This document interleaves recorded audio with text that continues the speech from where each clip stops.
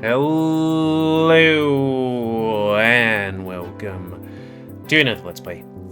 Me, GamerWolfSix of Shelter. Before we start, if you're interested in playing this game, you can get it free on itch.io.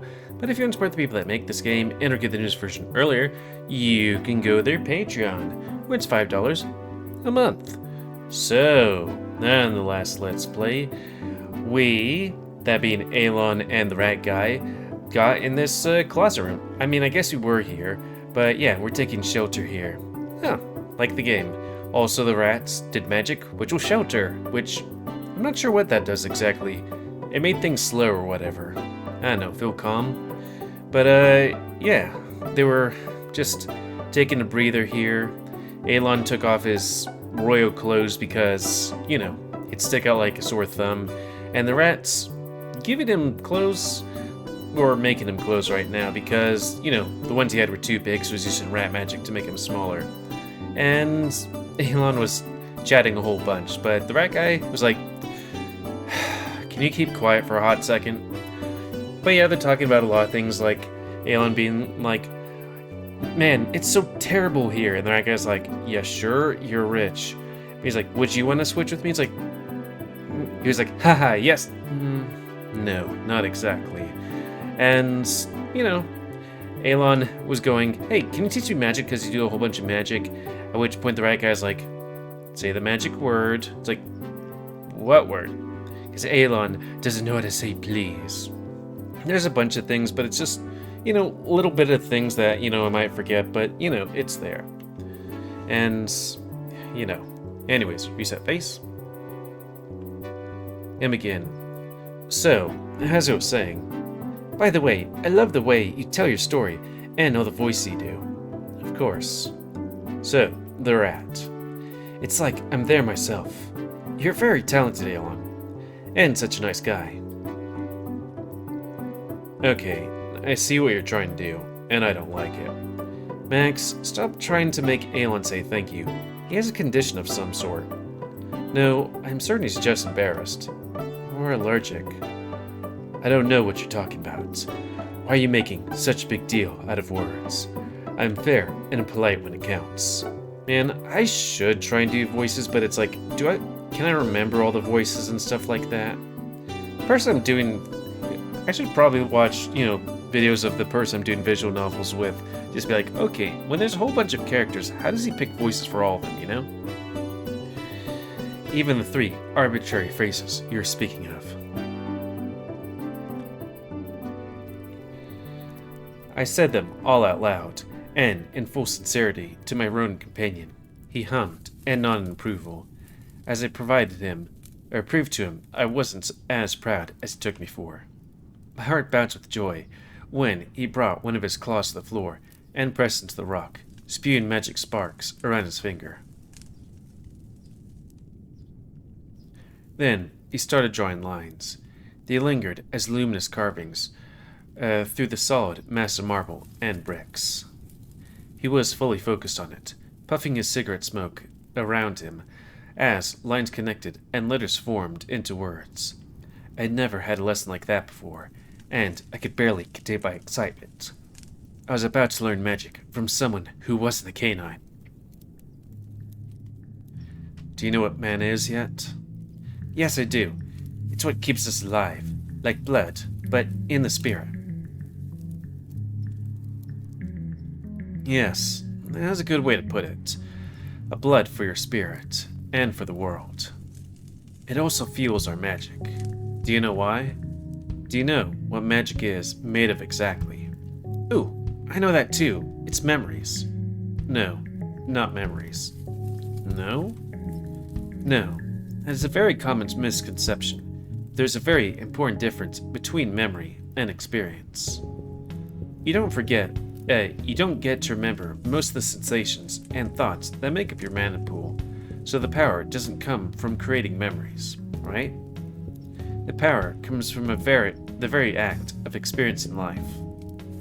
The world is a chaotic mass of uncertainty, but even our mere act of observation holds the power to define it. By our presence alone, we bring order to chaos. That sounds like somatics. There's no real difference between the two, is there? Oh, but there is. A very tangible distinction. You see that more clearly as we go higher up the pyramid.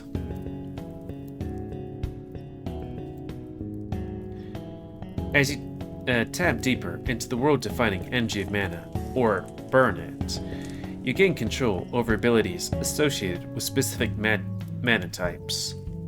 There are 6 of them, 1 for each race, 1 for each motherland. Those 6 basic racial abilities are very stable and flexible. A native user of each mana type can usually achieve greater feats with it than someone who just uses those powers from outside sources. You, as a canine, can read emotions, and eventually you'll be able to connect in pack mentality with other dogs. I can use empathy, but I can't really initiate pack mentality. It was a great feat for me even to join my canine friend with it, and that was because he was the one who howled to me. I, as a rodent, sorry there's like a bug, have free access to my holding seal, and, as you can see, I can also manipulate inanimate matter to some degree. I doubt you'll be able to do this much, even if you study our mana. I'm so jealous. Your power is so much cooler. I wish I could trade with you. You would? Huh. Yeah. I could keep all of my important things safe and hidden. Nobody could take my book away from me ever again. It's pretty useful, huh? An unbreakable hiding spot like that. But let me tell you, it's as much of a blessing as it is a curse to us rodents. There is, believe it or not, one very sure and easy way to take over someone's belongings from their holding seal. A skeleton key, if you will. You just have to kill the owner. Oh. Yes. Whenever a person dies, everything they held in their seal rematerializes in close vicinity to within a day or two of their death. Usually no further than a few dozen meters around the body, deep in the ground. There are some exceptions to that, like when an item has strong connection to a specific place or person, but that's the realm of enchanted gear. Almost all the time, the victim's wealth rematerializes close to the body. We rodents are not physically strong, and even our magic isn't inherently offensive. We depend fully on our tools and preparations to keep us safe. But we're bad in direct confrontation. Because of that, bandits love us. We are like walking treasure chests to them. And since you never can really tell what kind of true wealth a rodent may be hiding, the bandits don't like the idea of missing the jackpot. Well...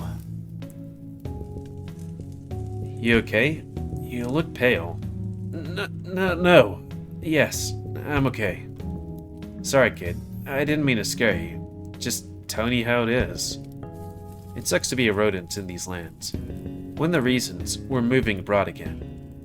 But you won't die. You're strong. I mean it. You're very cool and fast. You could kick any bandit's tail. And I can help you. You wouldn't need to worry about anything with me by your side. I'll have your back. By my side? Back. Then, which one is it? Both, and more. I'll cover all of your blind spots, if you teach me how. Interesting. And what happened to that special wolf promise that we wouldn't see each other after we left the city? Do you plan to go back on your promise to set me free too? No, of course not. But how do you exactly expect me to trust you with my safety if I can't even count on you to keep a promise?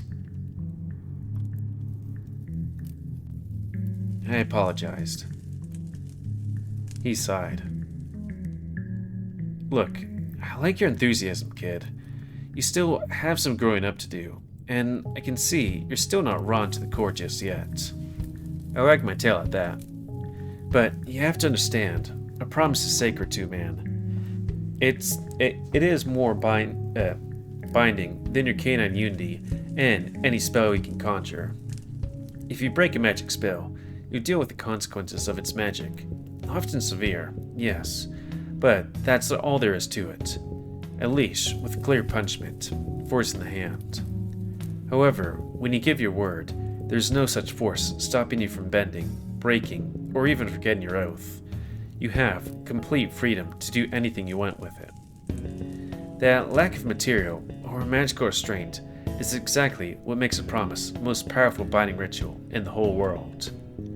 You can break a magic seal. You break a magic seal, you pay in blood. But if you break your word, you pay with your honor. And that, little wolf, is the single hardest thing to recover in a man's life. I won't go back on my word ever again. Sure. I won't. You'll see. He chuckled, staring down at the luminous drawing at the end of his claw. The corner of his mouth curled up, and even his whiskers on his cheeks rose slightly. I chose to take that as a sign of approval. So, magic. Yes, what's next? What's the third step? He said that there's racial abilities are the most stable form of magic, so there must be something more complex. Indeed, as each mana type contains magic of different quality? Yeah, you can actually... Ooh, I know. It's a thing you did here. The enchantment in the room. Yes. Rodent Arts. Shelter. I knew it. That's from the next step.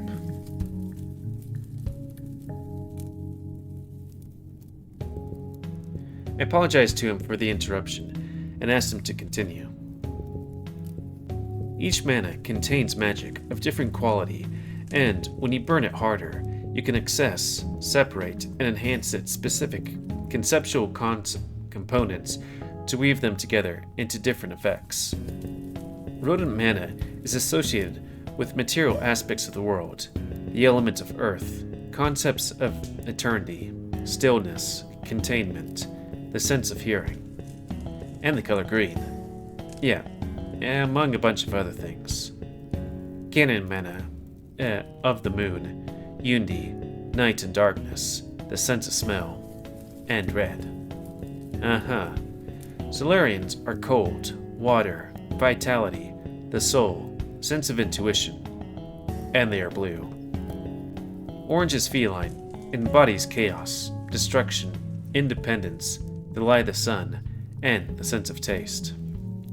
Avian is yellow, is the color of freedom. Avian, the yellow, is the color of freedom, movement, release, the element of wind and space, and the sense of sight. It can be used for some interesting eye enhancements. Lastly, you have ungulates, the purple mana of the body, the might, the element of heat and flames, the sense of touch. That's 6. Yes, that's all of them. He crushed a yellow and blue gem to enchant the room. Indeed, with a clear intention in mind, I burned my own rodent mana as the base of the spell and mixed it with a few concepts buried from Avian and Silurian. Rodent earth, and containment for setting a clear boundary in space for the enchantment. Rodent eternity with avian movements and Silurian soul for altering the perception of time of living creatures inside the room.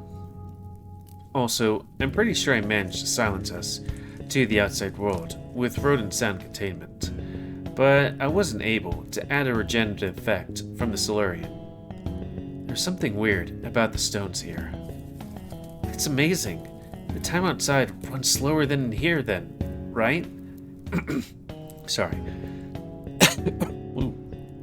Sorry. Reset face probably. This is the most powerful spell I've ever seen. No, it doesn't run slower. But it seems like it to us. But the spell isn't that powerful. A lot of weaknesses and limitations. For example, the magic is contained within this very small, fragile space. It will break the moment anyone opens the door. Also, even if I managed to add some extra regenerative abilities from Surian mana, I wouldn't be able to benefit from it myself. You could, if you wanted. I used this spell many times in the past to give my kids some extra hours of sleep when they were on the run, or when we were on the run. But I myself can't. Whoever holds shelter doesn't get to rest. It sounds like you can do anything you want by combining different manas. It does sound like that, huh? But no, you can't. It's not that easy to cast stable minor arts. There is a strict process, proportions, and even guiding keywords to construct something that doesn't instantly fall apart. You can learn magic spells through study, and that's how I picked up a couple of mine. That's the usual process. You can think just smashing a few concepts together would give you something that works, which once in a blue moon may actually happen. But most of the time, you're limited by the very unclear specifics of each mana's qualities. A concept you think that would make perfect sense for a particular effect, most of the time isn't compatible with your intentions at all. You may try to force or bend them, but you would just be wasting mana or hurting yourself. That is, unless you burn them in an ember. Strongest magic. Well, I said they're like spells, but my magic mentor would strangle me for saying something like that. They are so much more than just spells. They are the ultimate manifestation of a person's will, the true utilization of the world-defining potential of a person's spirits, and so on. So, they are spells, but stronger. Yes. But they are also in the class of their own. They work different. While with the lesser arts, the caster has to stick to strict rules and limitations of magical components. An Ember user makes the magic around him, nay, the world, bend to him. With Embers, you burn mana so deeply and intensely, you realize concepts way beyond the limitations listed by lesser arts. More esoteric? I think that's the word. The feline mana, for example, can be diluted into the sight of the sunrise when I escape captivity. Unlight mana could be something like the feeling of holding my friend's hand. Embers are born as a culmination of the caster's key life experiences, a turning point on their journey. Because of that, they're usually unique to the user and cannot be passed over easily. I don't think. Do you have one? Used to. What were the concepts used in yours? That's personal. But for the rodent component, it was the moment I made peace with the land. When I realized that everything I thought was my prison actually gave me strength. Wow. What does it do? It doesn't do anything anymore. I lost it. Oh yeah, I know, but how can you even lose a spell? Can't keep burning forever. Eventually, feelings fade. Motivations turn to ash. Right now, I couldn't cast an Ember, even with all the little mana crystals in my pocket. Not if my heart wasn't into it. What did it used to do then? Let me put it this way. If I could cast it now, we'd be long out of the castle already. No walls could stop us. You would experience freedom like you never knew possible. But at the same time, I guess we wouldn't stay free for long. The discharge of magic would alarm half the castle, and we would have everyone on our tails. Right now, we are doing the best we can. The proper, quiet way. Let's not think about what ifs. I still don't understand. If embers are born of something so important to a person, I can't believe they could really be lost. If something is precious to you, you will hold on to it forever, right? A sigh. Usually, I would agree with my children if they asked me a question like that. But you're not my kid, and I can't be even bothered to lie. The truth is, little wolf, everyone's beliefs change and decay over time. The older you get, the more of that innocent light you lose. You're no exception. Give it time, and the you sitting in front of me will die over time, slowly, just so a completely different wolf can take your place when you grow up. You won't even realize when it happens, but it will. It's not true. It will never change. Then you'll suffer even more. Well, maybe I should change just a little, get cooler, wiser, and stronger, like you. He scoffed with a chuckle. The observer doesn't want me to change. He wants me to stay weak. Also, that's a typo right there. Boop. Faint. I mean, it's a minor one, but still. The quirks of canine pack hierarchy rules, I guess. I never understood you dogs. No, it's not that. The observer isn't even a canine. The leader of your clan isn't a canine? No, he's not. He's not a leader. He doesn't even care about us. He just wants to control me and everyone in the grove. What? Then... You know what? No. Stop. Don't tell me. I don't care. I have been putting a lot of effort into staying as ignorant to the local politics as possible. I prefer to keep it that way. Why? I don't want to get roped into some new crazy coup, intrigue, or whatever. I've been down that road, kid. It never ends well. Is that why you lost your ember? Because you lost hope? Maybe. I don't want to talk about it. Well, I didn't lose mine. I'll still fight back. Doesn't seem like you're fighting. You're running away. Well, you don't understand. All the luxury, good food, soft beds. That's exactly what I'm fighting against. He's been controlling me with all of that. I'm fighting back, not by letting him use me ever again. Yeah, I guess sometimes it is one and the same, isn't it? Fighting and running away. Sometimes the most cowardly thing a person can do is keep waving a blade with no ounce of self-reflection. Sometimes the scariest and bravest thing is simply to reject compliance. Yes. And in the same vein, I guess the carrot can be worse than the stick in hands evil enough. Yeah, he sounds like one proper son of a bitch, that observer of yours, keeping you obedient through fake kindness. Yes, but I saw all through him, and I rejected him. I bit his hand.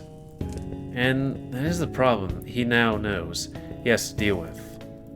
Your disobedience is a solid rock on his path to control right now, but he'll find a way to make you grumble. That's what I'm afraid of. He said he would speak to me after Moon's birthday, and that was today. I'm afraid he's gonna hurt me. I don't know about that. He sounds like a calculating bastard. You, on the other hand, are already scared shitless of him. He doesn't need to be sudden, or drastic, or violent with you. No, the most cruel thing a manipulative shit like that can do is be patient. Patient? Yes, those above us, people in power, they don't feel the pain of uncertainty the same way we do. They use it as one of their many tools to steer us in their desired direction, like cattle. That's because... Also, that's kind of weird that, you know... As far as I know, they don't have animals in this world. But, you know, steering us like cattle? Ungulates? It's because if you want to truly break someone you think is unbreakable, You don't confront them directly. You corrode them with little things, slowly, unceasingly. Hit a rock with a fist, and you hurt your hand. Believe it in a flowing river for a century or two, and it slowly turns to sand. Give enough time, everyone does. But if you hit a rock hard enough, with something even harder, like, I don't know, another rock, then it can break too, much faster. It can, if you do that. One or the other may crumble indeed. However, that is the most pointless and dangerous thing someone with an advantage can do. After all, you don't get just cracks and scratches when you hit two rocks together. You get sparks too. Sparks? He nodded. Most sparks will flash for an instant and be forgotten forever. Just one of countless short-lived outbursts of pathetic lights. But let it land something dry and solid, something that resonates, a purpose, a vision, a hope, and it will engulf everything in flames. A blaze. A pretty fitting name when you think about it that way, huh? Or at least that's how I like to interpret it. What is it exactly? Everyone speaks about the blaze in riddles, but it is a real thing, right? The crystals and all. The observer can see into the future, but he couldn't see that it would bite him, and said that was because of the blaze. Well, he can't see into the future then. He's a fraud. No, I don't think he is. I think he can really do that, but by reaching a blaze, you rejected his future. You chose your own. Yeah! That's because, even if he could use some tricks to glance into the visions of things to come, a blaze is one thing that defies fate. But what is it? Is it a spell even stronger than an ember? It's not a spell. It's a state. A pinnacle point. Embers are born through it. Listen, kid. I'm no scholar. A blaze. Corruption. All that stuff is way beyond my pay grade. I can't tell you for sure about all this stuff. That even the smartest boys in all 6 realms can't completely wrap their heads around. But I used to know a guy. A bloody clever bastard he was. And so humble. One of those nomadic Who folks. He talked about the stuff all the time. Most of it sounded like talk of a madman, but he was definitely no fool.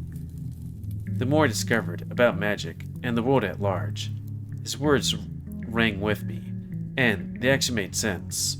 Kind of. So, let me tell you what he told me, and take it as you will.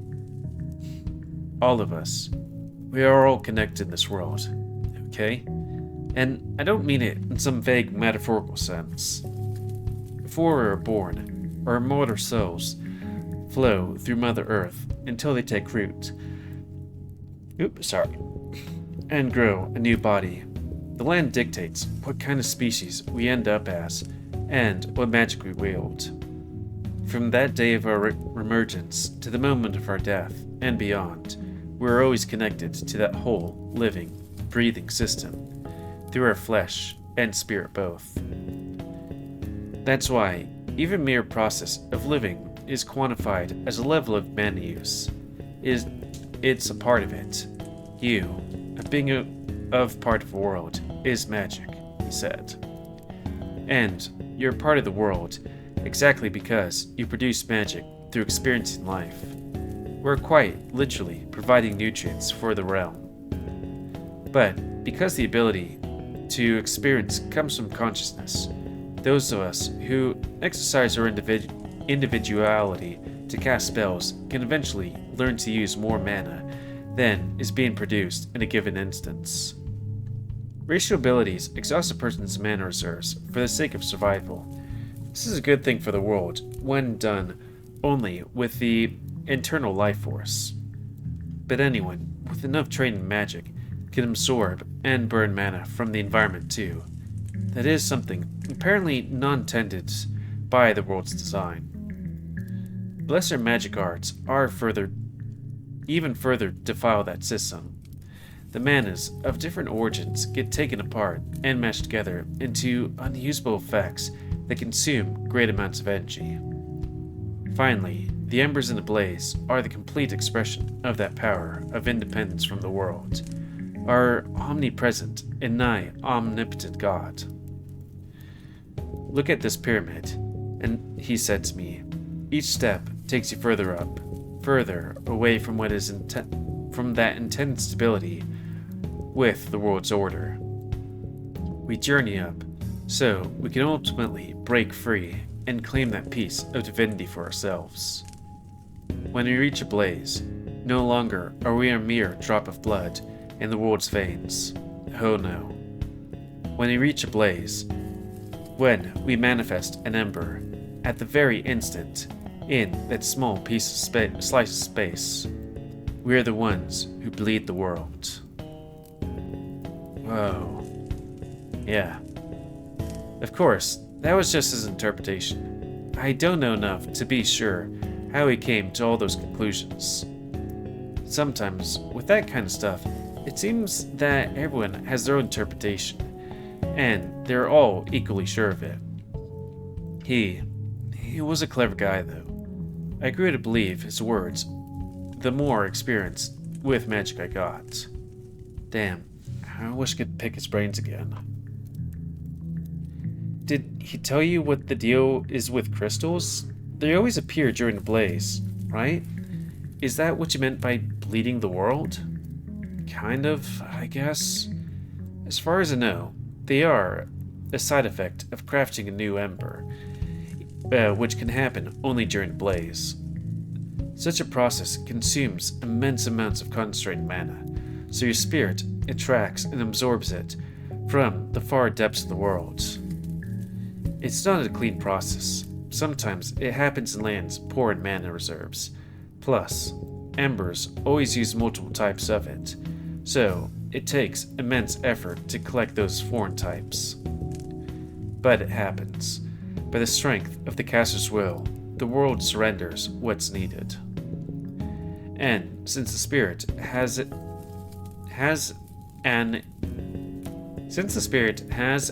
its inherent nature, I think that could be a typo. Sorry. All that energy condenses into crystals of that exact type.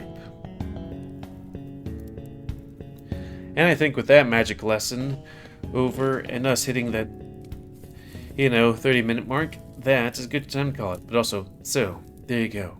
Everything I know about burning mana. Fun stuff, huh? It is fun. That's the thing that you just kind of find funny, going from a different visual novel to this one, where I'm like, in the other visual novel, it's like, it seems like forever is at the end of it. Are we at the end of this scene? And it's like, nope, we are not at the end of this scene. And it's like, really? How long is the scene gonna be? Oh, it's gonna be 8 Let's Plays. Also, when I check the time, it's like, oh, it's only been 15 minutes, but it seems like hours. I'm not gonna say which one, just in case. But yeah.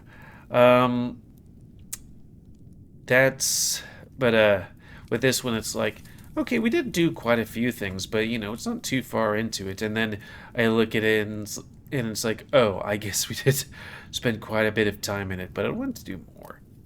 That'll have to be for another time, because I am physically I don't have a ton of time. So that's going to be the end of this Let's Play. So comment, guys, like, comments, tell me what you like, dislike, tips, tricks, otherwise. If you like my YouTube and would like to see it grow, then please like, subscribe, and check out other videos to help it grow. Please remember to spay and neuter your animals to help control the pet population, because that is something that is important to moi. And is there anything else? No, I think that could be it. And until next time, another Let's Play. Oh, buy me GamerWolfSix of Shelter. Also, if you want to play this game, free on itch.io. But if you want the most up-to-date version, Patreon, $5. Anyways, thanks and see ya.